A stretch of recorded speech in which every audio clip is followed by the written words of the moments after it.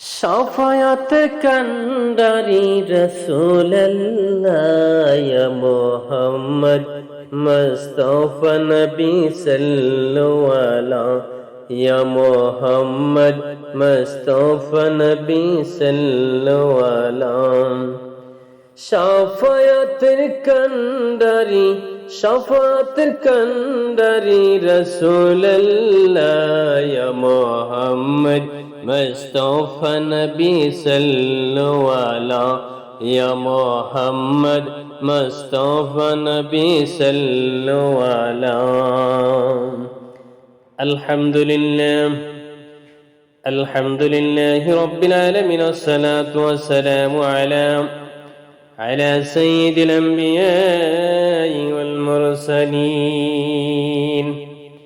ওয়া আলা আলিহি وأصحابه أجمعين বন্ধুরা আমার, ভাইরা আমার, আজ আমরা আলোচনা করব কাল কিয়ামতের ময়দানে বিশ্বনবী জনাব মুহাম্মদুর রাসূলুল্লাহ সাল্লাল্লাহু আলাইহি ওয়াসাল্লাম কখন কাদেরকে হাউজে কাউসারের পানি পিলাবেন আর কাদের জন্য তিনি সুপারিশ করবেন, শাফাআত করবেন। বন্ধুরা আমার, ভাইরা আমার, কিয়ামতের ময়দানে, কিয়ামতের দিন মুসলিমগণ নবী সাল্লাল্লাহু আলাইহি ওয়াসাল্লামের হাউজে কাউসারের পানি পানের জন্য সমবেত হবেন। এর পানি হবে দুধের যে সাদা মেশকের চেয়েও এর সুঘ্রাণ তীব্র, আর তার পাত্রগুলো আকাশের নক্ষত্রের মতো। যে থেকে একবার পানি পান করবে সে আর কখনো পিপাসিত হবে না। হাদিস শরীফে এসেছে, আল্লাহর নবী জলিল কদর সাহাবী হযরত আবু হুরায়রা রাদিয়াল্লাহু তাআলা আনহু থেকে বর্ণিত, তিনি বলেন, রাসূল পাক সাল্লাল্লাহু আলাইহি ওয়াসাল্লাম বলেছেন, হাউজে কাউসারে আমার উম্মত সমবেত হবে। আমি অনেক মানুষ এমন ভাবে তাড়িয়ে দিব যেমন একজন উট অন্য জনের উটের পাল থেকে তাড়িয়ে দেওয়া হয়। সাহাবাগণ জিজ্ঞেস করলেন, ইয়া রাসূলুল্লাহ, আপনি কি আমাদের তখন চিনবেন নাকি? রাসূল পাক সাল্লাল্লাহু আলাইহি সাল্লাম বললেন, হ্যাঁ, তোমাদের এমন কিছু আলামত আছে যা অন্যদের নেই। তোমরা আমার কাছে উপস্থিত হবে আর তোমাদের ওজুর স্থানগুলো চমকাতে থাকবে। তোমাদের একটি দলকে আমার থেকে দূরে সরিয়ে দেওয়া হবে, তারা হাউজে কাউসারের কাছে পৌঁছাতে পারবে না। সে সময় আমি বলবো, হে আমার প্রভু, এরা আমার অনুসারী। তখন এক ফেরেশতা উত্তর দেবে, আপনি কি জানেন আপনার পরে তারা কি প্রচলন করেছেন?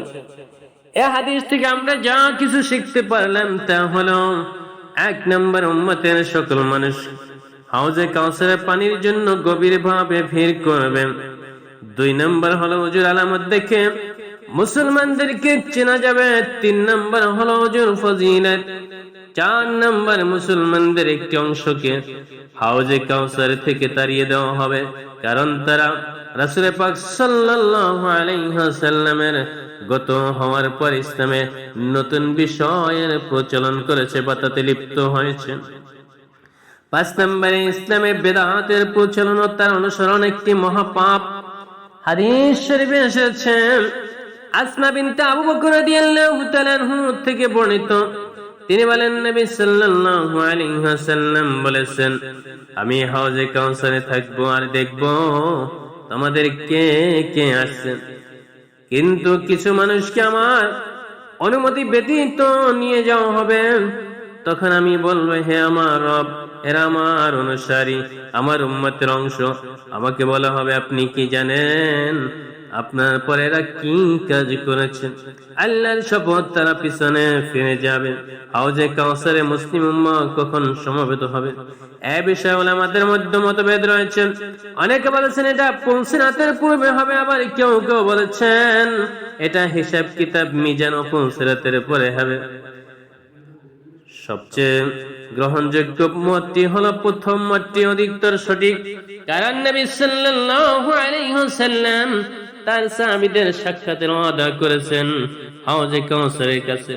যেমন হাদিস শরীফ এসেছে, আব্দুল্লাহ ইবনে যায়েদ ইবনে আসিম রাদিয়াল্লাহু আনহু থেকে বর্ণিত, নবী সাল্লাল্লাহু আলাইহি ওয়াসাল্লাম আনসারদের উদ্দেশ্য করে বললেন, আমার পরে তোমরা অধিকার ভোগের ক্ষেত্রে শাসকদের অগ্রাধিকার দেখতে পাবে। তোমরা তখন ধৈর্য ধারণ করবে হাউজে কাউসারে আমার কাছে সাক্ষাৎ লাভ পর্যন্ত।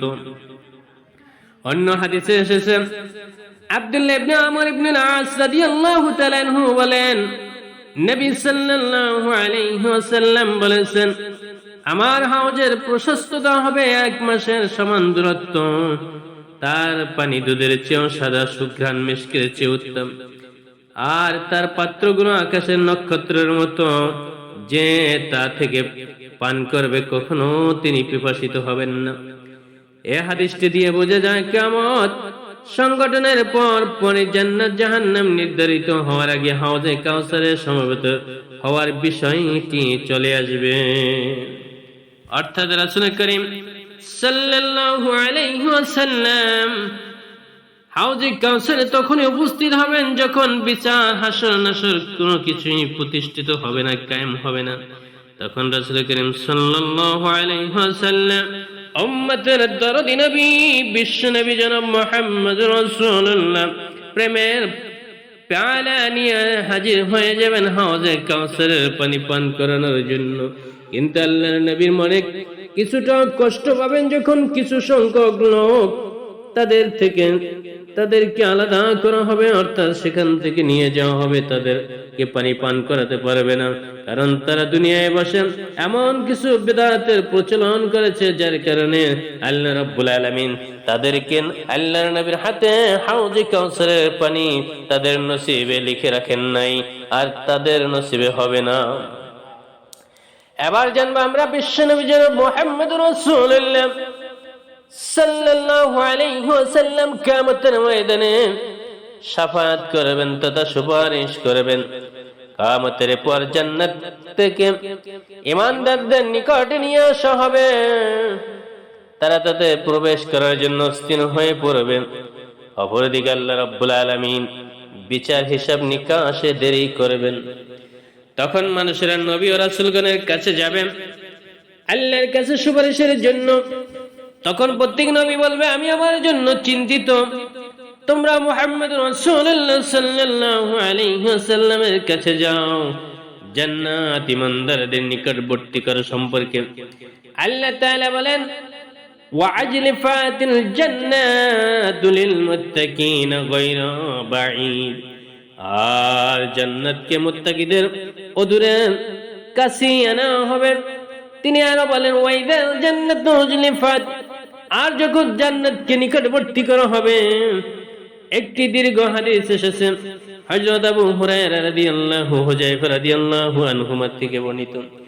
তারা বলেন যে রাসূল পাক সাল্লাল্লাহু আলাইহি ওয়াসাল্লাম বলেছেন, আল্লাহ তাআলা যখন মানুষকে একত্রিত করবেন তখন ঈমানদারগণ দাঁড়িয়ে যাবে জান্নাতে প্রবেশ করার জন্য।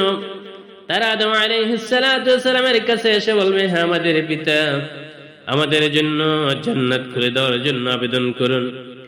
আদম আলাইহিস সালাতু ওয়াস সালাম উত্তরে বলবেন, তোমরা কি জানো না তোমাদের পিতা আদমের ভুলের কারণে তোমাদের জান্নাত থেকে বের করে দেওয়া হয়েছে? আমার আবেদন করার অধিকার নেই, বরং তোমরা ইব্রাহিম খলিলুল্লাহর কাছে যাও। হাদিসে বিষয় বিস্তারিত ভাবে এসেছে আবু হুরায়রা রাদিয়াল্লাহু তাআলা আনহু থেকে বর্ণিত। তিনি বলেন, রাসূল করিম সাল্লাল্লাহু আলাইহি ওয়াসাল্লামের কাছে একদিন বকরির ডানার গোশত পরিবেশন করা হলো। তিনি এটা পছন্দ করতেন। তিনি এটি দাঁতের কিনারা দিয়ে চিবাতে লাগলেন। তখন তিনি বললেন, কিয়ামতের দিন আমি হব সকল মানুষের নেতা। তোমরা কি জানো এটা কিভাবে হবে? কিয়ামতের দিন আল্লাহ তাআলা আমার পূর্ববর্তী ও পরবর্তী সকল মানুষকে একত্রিত করবেন একটি প্রান্তরে। তারা সকলকে শুনবে ও দেখবে। সূর্য মানুষের নিকটবর্তী হবে। মানুষেরা এমন দুশ্চিন্তা অস্থিরতায় বন্দী হবে যা তারা সহ্য করতে পারবে না, আবার এর থেকে বাঁচতেও পারবে না। তখন মানুষেরা একে অপরকে বলবে, দেখছো আমরা কি দুরবস্থায় পতিত হয়েছি, আমাদের জন্য আমাদের প্রতিপালকের কাছে কে সুপারিশ করবে? আমরা কিসে সম্পর্কে চিন্তা ভাবনা করব না? চলো আমরা আদম আলাইহিস সালাতু ওয়াস সালামের কাছে যাই।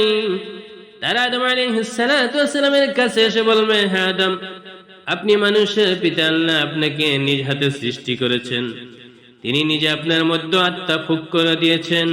তিনি আপনাকে সিজদা করার জন্য ফেরেশতাদেরকে নির্দেশ দিয়েছেন। আপনি আমাদের জন্য আমাদের প্রতিপালকের কাছে সুপারিশ করুন। আপনি কি দেখছেন না আমরা কি দুরবস্থায় আছি? আপনি কি দেখছেন না আমরা কি বিপদে পতিত হয়েছি? আদম আলাইহিস সালাতু ওয়াস সালাম বলবেন, আমার প্রতিপালক আজ এমন রাগ করেছেন যা পূর্বে কখনো করেননি।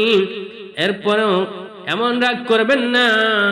তিনি তো আমাকে সেই গাছের কাছে যেতে নিষেধ করেছিলেন, কিন্তু আমি তো অমান্য করেছি। তোমরা অন্যের কাছে যাও, নূহের কাছে যাও। তারা সকলে নূহ আলাইহিস সালাতু ওয়াস সালামের কাছে এসে বলবে, হে নূহ, আপনি পৃথিবীর প্রথম রাসূল। আল্লাহ আপনাকে কৃতজ্ঞ বান্দা বলে অভিহিত করেছেন। আপনি আমাদের জন্য সুপারিশ করুন। আপনি কি দেখছেন না আমরা কি বিপদে পড়েছি? তিনি বলবেন, আমার প্রতিপালক আজ এমন রাগ করেছেন যা পূর্বে কখনো করেননি। এরপরেও এমন রাগ আর কোনোদিন করবেন না। আমি আমার জাতির বিরুদ্ধে দোয়া করেছিলাম। আমি আমার চিন্তা করেছি, তোমরা ইব্রাহিম আলাইহিস সালাতু ওয়াস সালামের কাছে যাও। তারা ইব্রাহিম আলাইহিস সালাতু ওয়াস সালামের কাছে আসবেন। তারা বলবেন, আপনি আল্লাহর নবী ও পৃথিবীবাসীর জন্য তার খলিল বন্ধু। আপনি আমাদের জন্য সুপারিশ করুন। আপনি কি দেখছেন না আমরা কি বিপদে পড়েছি? আল্লাহর নবী ইব্রাহিম আলাইহিস সালাতু ওয়াস সালাম বলবেন, আমার বাবা যেমন ভাবে রাগ করেছেন যা পূর্বে কখনো করেননি, এরপরেও কোনোদিন এমন রাগ করবেন না। আমি কিছু মিথ্যা কথা বলেছিলাম, তাই আমি আমার চিন্তা করেছি। তোমরা অন্যের কাছে যাও, তোমরা মূসা আলাইহিস সালাতু ওয়াস সালামের কাছে যাও। লোকেরা দলে দলে মূসা আলাইহিস সালাতু ওয়াস সালামের কাছে এসে বলবেন, হ্যাঁ মূসা, আপনি আল্লাহ তাআলার রাসূল। আল্লাহ আপনাকে আপনার সাথে কথা বলে আপনাকে ধন্য করেছেন। আপনি আমাদের জন্য সুপারিশ করুন। আপনি কি দেখতে পাচ্ছেন না আমরা কি বিপদে পড়েছি?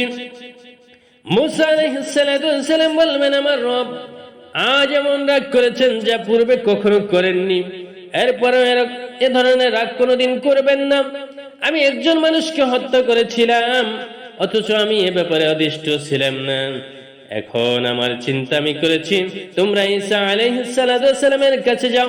লোকেরা দলে দলে দৌড়াইতে থাকবে, দৌড়াইতে দৌড়াইতে ঈসা আলাইহিস সালাতু ওয়াস সালামের কাছে এসে বলবে, হে ঈসা, আপনি আল্লাহর রাসূল। আপনি দোলনাতে থাকা কালীন মানুষের সাথে কথা বলেছেন। আপনাকে আল্লাহর বাক্য তার পক্ষ থেকে রূহ বলে আখ্যায়িত করা হয়েছে, যা মারিয়ামের কাছে পাঠানো হয়েছে। আপনি আমাদের জন্য সুপারিশ করুন। আপনি কি দেখছেন না আমরা কি বিপদে পড়ে আছি? ঈসা আলাইহিস সালাতু ওয়াস সালাম বলবেন, আমার প্রতিপালক আজ এমন রাগ করেছেন যা পূর্বে কোনোদিন করেননি, আর ভবিষ্যতেও করবেন না। তোমরা মুহাম্মদ রাসূলুল্লাহ সাল্লাল্লাহু আলাইহি ওয়াসাল্লামের কাছে যাও। তারা আমার কাছে এসে বলবে, আল্লাহর নবী বলেন, লোকেরা দৌড়াইতে দৌড়াইতে সকলে আমার কাছে আসবে আর বলবে, হে মুহাম্মদ রাসূলুল্লাহ সাল্লাল্লাহু আলাইহি ওয়াসাল্লাম, আপনি আল্লাহর রাসূল ও শেষ নবী। আল্লাহ তাআলা আপনাকে পূর্বের অপরের পাপ ক্ষমা করেছেন। আপনি আমাদের জন্য সুপারিশ করুন। আপনি কি দেখতে পাচ্ছেন না আমরা কি বিপদের মধ্যে পড়ে আছি? আল্লাহর নবী বলেন, আমি চলে আসবো তখন আরশের নিচে আর আমার রবের জন্য সিজদা করব। তখন আল্লাহ তাআলা আমার জন্য তার রহমত উন্মুক্ত করবেন। আমাকে এমন প্রশংসা গুণগান বর্ণনার বাণী অন্তরে গেঁথে দিয়ে যা আমার পূর্বে কাউকে দেওয়া হয়নি। অথবা আমাকে বলাবে, হে মুহাম্মদ, তোমার মাথা উঠাও, তুমি প্রার্থনা করো, তোমার প্রার্থনা কবুল করা হবে। তুমি সুপারিশ করো, তোমার সুপারিশ কবুল করা হবে। অর্থাৎ অন্য কোন নবী রাসূল কেউ সুপারিশ করার সাহস পাবে না, আল্লাহ রাব্বুল আলামিনের কাছে অনুমতি পাবে না। বিশ্ব নবী জনাব মুহাম্মদুর রাসূলুল্লাহ সাল্লাল্লাহু আলাইহি ওয়াসাল্লামকে সেদিন সুপারিশ করার জন্য অনুমতি দেওয়া হবে। তখন আল্লাহর নবী বলেন, আমি তখন বলবো, হে আমার রব, আমার উম্মত নিয়ে আমি চিন্তিত। আমার উম্মত নিয়ে আমি চিন্তিত, আমার উম্মত নিয়ে আমি চিন্তিত। তখন বলা হবে, হে মুহাম্মদ, তোমার উম্মতকে জান্নাতে প্রবেশ করাও, তবে যাদের কোনো হিসাব নিকাশ হবে না, তাদের জান্নাতের ডান পাশের দরজা দিয়ে প্রবেশ করাও। অবশ্য অন্য সব দরজা দিয়েও তারা প্রবেশ করতে পারবে। যার হাতে মুহাম্মাদের জীবন, তার শপথ, জান্নাতের গেটের দুপাটের মধ্যে প্রশস্ততা হবে মক্কা ও বস্ত্রের মধ্যে দূরত্বের সমান। অর্থাৎ এত বিশাল দরজা দিয়ে আমার উম্মতরা সেদিন জান্নাতে প্রবেশ করতে থাকবে। এই হাদিস থেকে আমরা যা কিছু শিখতে পারলাম, বুঝতে পারলাম, তা হলো, এক নম্বরে হাদিসে দেখা যায় নবীগণ সেদিন প্রত্যেকে নিজের অন্যায়গুলোর কথা মনে করবেন। আসলে নবীগণ সকল অন্যায় ও পাপাচার থেকে মুক্ত ছিলেন, তবে তারা যে পাপের কথা বলবেন তা হলো আল্লাহ তাআলার প্রতি তাদের বিনয় ও পরিপূর্ণ আত্মসমর্পণের প্রকাশ। দুই নম্বর হলো ইব্রাহিম আলাইহিস সালাতু ওয়াস সালাম যে মিথ্যা বলেছিলেন, এ সম্পর্কে হাদিসে এসেছে যে ইব্রাহিম আলাইহিস সালাতু ওয়াস সালাম তিনটি মিথ্যা কথা বলেছিলেন। প্রথমটি হলো, তাকে যখন মূর্তি পূজার উৎসবে যেতে বলা হলো, তখন তিনি বলেছিলেন আমি অসুস্থ। অর্থাৎ ইব্রাহিম আলাইহিস সালাতু ওয়াস সালাম সেদিন মানসিকভাবে অসুস্থ ছিলেন। দ্বিতীয়টি হলো, যখন তিনি মূর্তিগুলো ভেঙে বড় মূর্তিটি রেখে দিয়েছিলেন, আর লোকেরা জিজ্ঞেস করলেন এটা কে করেছে, তখন তিনি বলেছিলেন বড় মূর্তিটি কাজ করেছে। অর্থাৎ বড় মূর্তিটির কাঁধের উপর তিনি সেদিন কুঠার রেখেছিলেন। তৃতীয়টি হলো, যখন তিনি নিজ স্ত্রী সারাকে নিয়ে সফর করেছিলেন, তখন এক অত্যাচারী লোকের থেকে নিজেকে বাঁচানোর জন্য স্ত্রী সম্পর্কে বলেছিলেন এ আমার বোন। আসলে এগুলো ইব্রাহিমের দৃষ্টিভঙ্গিতে মিথ্যা ছিল না, কিন্তু কোন শ্রোতার কাছে এগুলো মিথ্যার মতো মনে হয়েছে। আর এগুলো মিথ্যা হলো নিন্দনীয় মিথ্যা নয়, এগুলো নন্দিত মিথ্যা। নবী ইব্রাহিম আলাইহিস সালাতু ওয়াস সালাম কিয়ামতের সময় এসে বলবে আমি মিথ্যা বলেছি, সেটা আল্লাহর কাছে চরম বিনয়পূর্ণ আত্মসমর্পণের বহিঃপ্রকাশ। অর্থাৎ আল্লাহর কাছে নিজেকে সমর্পণ করবেন। সেদিন ভয়াবহতা এমন হবে যে আল্লাহর নৈকট্য প্রাপ্ত বান্দাগণ তাদের অনেক ভালো কাজকে খারাপ বলে ধারণা করতে থাকবে। 3 নম্বর হলো, সকল নবী ও রাসূলগণের উপর আমাদের রাসূল মুহাম্মদুর রাসূলুল্লাহ সাল্লাল্লাহু আলাইহি ওয়াসাল্লামের শ্রেষ্ঠত্ব প্রমাণ হলো। 4 নম্বর, আল্লাহ তাআলার কাছে দোয়া করার সুন্নাত তরিকা হলো দোয়ার শুরুতে তার গুণগান, প্রশংসা, হামদ, সানা পাঠ করা। রাসূল পাক সাল্লাল্লাহু আলাইহি ওয়াসাল্লাম সেই ভয়াবহ সময় আল্লাহ তাআলার হামদ তথা প্রশংসা ও সুন্দর আদর্শটি ভুলে যাবেন না। সর্বোপরি বলা যায় বিশ্বনবী জনাব মুহাম্মদুর রাসূলুল্লাহ সাল্লাল্লাহু আলাইহি ওয়াসাল্লাম কিয়ামতের ময়দানে হাউজে কাউসারের পানি পান করাবেন আর উম্মতদের জন্য সেদিন শাফাআত করবেন। আল্লাহ রাব্বুল আলামিন যেন আমাদের সকলকে বিশ্বনবীর হাতে সাহাবে কাউসারের পানি এবং তার সুপারিশ নসিব করেন। আমিন আমিন। আসসালামু আলাইকুম ওয়া রাহমাতুল্লাহি ওয়া বারাকাতুহু। শাফায়াত কান্ডারি রাসূলুল্লাহ ইয়া মুহাম্মদ মুস্তাফা নবী সাল্লাল্লাহু আলাইহি ইয়া মুহাম্মদ মুস্তাফা নবী সাল্লাল্লাহু আলাইহি। শাফায়াতের কান্ডারি, শাফায়াতের কান্ডারি রাসূলুল্লাহ ইয়া মুহাম্মদ মুস্তাফা নবী সাল্লাল্লাহু আলাইহি ইয়া মুহাম্মদ মুস্তাফা নবী সাল্লাল্লাহু আলাইহি। আলহামদুলিল্লাহ আলহামদুলিল্লাহি রাব্বিল আলামিন ওয়াসসালাতু ওয়াসসালামু আলা সাইয়্যিদিল আমবিয়াই ওয়াল মুরসালিন ওয়া আলা আলিহি ওয়া আসহাবিহি আজমাইন। বন্ধুরা আমার, ভাইরা আমার, আজ আমরা আলোচনা করব কাল কিয়ামতের ময়দানে বিশ্বনবী জনাব মুহাম্মদুর রাসূলুল্লাহ সাল্লাল্লাহু আলাইহি ওয়াসাল্লাম কখন কাদেরকে হাউজে কাউসারের পানি পিলাবেন আর কাদের জন্য তিনি সুপারিশ করবেন, শাফাআত করবেন। বন্ধুরা আমার, ভাইরা আমার, কিয়ামতের ময়দানে কিয়ামতের দিন মুসলিমগণ নবী সাল্লাল্লাহু আলাইহি ওয়াসাল্লামের হাউজে কাউসারের পানি পানের জন্য সমবেত হবেন। এর পানি হবে দুধের যে সাদা মেশকের চেয়েও এর সুঘ্রাণ তীব্র, আর তার পাত্রগুলো আকাশের নক্ষত্রের মতো। যে থেকে একবার পানি পান করবে সে আর কখনো পিপাসিত হবে না।